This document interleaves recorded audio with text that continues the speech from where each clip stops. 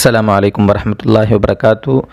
What's app پر social media کے دیگر plate form پر ایک میسیج کافی وائرل ہو رہا ہے آج صبح سے، اور الگ الگ اوقات میں اذان دینے کی ترغیب دی جا رہی ہے۔ جیسے کسی میں ہے کہ آج 10 بجے، کسی میں لکھا ہے کہ 3 دنوں تک 10 بجے 24، 25 اور 26 تاریخ کو، کسی میں آیا ہے کہ جمعرات کے دن صبح 11 بجے اذان دینا ہے گھروں کی چھتوں پر۔ کافی ساتھیوں کے اس سلسلے میں فون آئے، کسی ساتھی کے میسیج بھی آئے کہ کیا مسئلہ ہے شریعت کا، اس سلسلے میں کیا شریعت کہتی ہے۔ دیکھیں دوستو بزرگوں، اذان کے علاوہ بہت سے اوقات ایسے ہیں کہ جن اوقات میں اور جن مواقع پر، جن صورتوں میں شریعت میں اذان دینے کی گنجائش ہے، شریعت نے لکھا ہے، اور بہت ساری کتابوں میں یہ باتیں موجود ہیں۔ لیکن ہمارے اکابر علماء کرام، ہمارے مفتیان کرام، ہمارے اسلاف،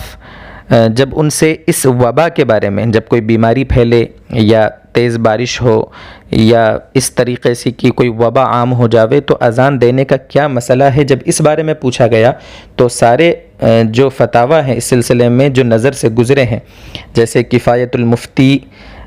میں جلد سوم یعنی تیسری جلد صفحہ 51 پر اس کا حضرت نے لکھا ہے۔ اس کے بارے میں اسی طریقے سے فتاوی دارالعلوم دیوبند جلد 2 صفحہ نمبر 68 پر، اسی طریقے سے فتاوی رشیدیہ صفحہ 152، احسن الفتاوی جلد 1 صفحہ نمبر 375، جو یہ فتاوی نظر سے گزرے، جلد بازی میں دیکھیں تو ان سب میں مجموعی طور پر جو بات لکھی ہے وہ یہ ہے کہ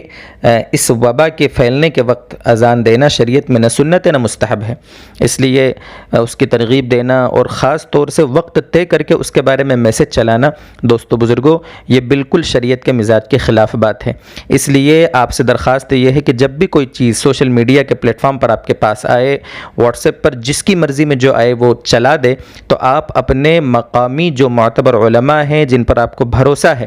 ان سے پوچھے بغیر آپ کوئی بھی قدم نہ اٹھایا کریں۔ آج ہی دیکھیں کئی جگہوں سے فون آئے کہ ان کے گھروں کی چھتیں اذانوں سے بالکل گونجنے لگی ہیں۔ تو کیسے ہم کوئی بھی چیز